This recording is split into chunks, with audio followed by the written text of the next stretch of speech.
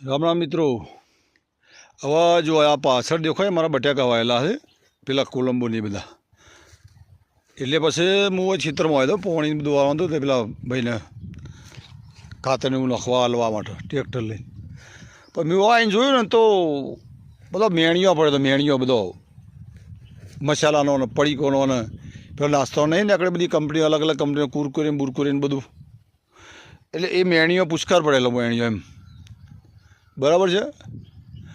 હવે વિચાર કરો કે આ ઓમનામ ક્ષેત્રમાં આટલા બધા મેણીયા ઢગલા થતા ખેતીનું શું થાય? ખેતી બંજર થઈ જાય યાર।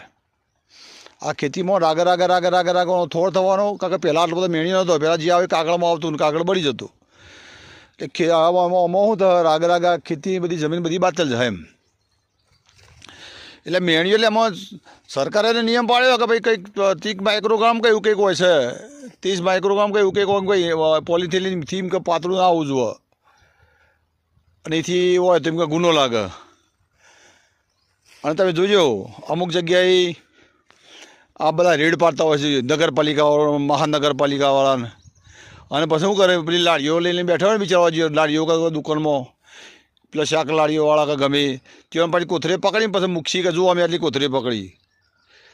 એટલે આ મૂરખના સરદારો કોથળીઓ હોય ત્યાં ઘેર બનાવીને લાવી દઈએ, કોથળીઓ કોણ બનાવી ત્યાં ઘેર બનાવીને લાવી દઈએ?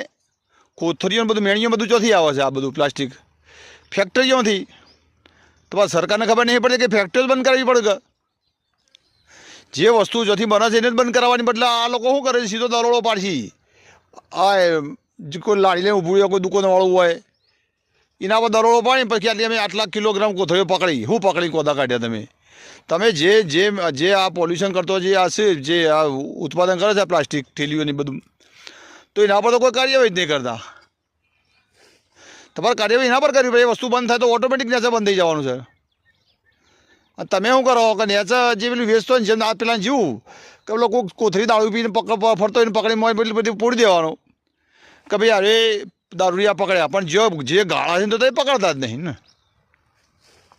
સિસ્ટમ આવી થઈ જાય આપણી આખી, કે જેવું ઉત્પાદન થાય છે એને પકડવાના બદલે આપણે શું કરીએ છીએ આવું અવળું કરવાનું। એટલે જે પ્રદૂષણ નિયંત્રણ બોર્ડની જે એટલી ખબર ન પડે કે આ જગ્યાએ કોથળીઓની ફેક્ટરી છે તો એની સીલ ના કરાય ના, એમાં તો શું કરવું હવે લાડીઓ પર જવાનું ને બધાના ફોટા પાડી પકડવાનું કે અમે આટલી પોલિથીન બેગો પકડી।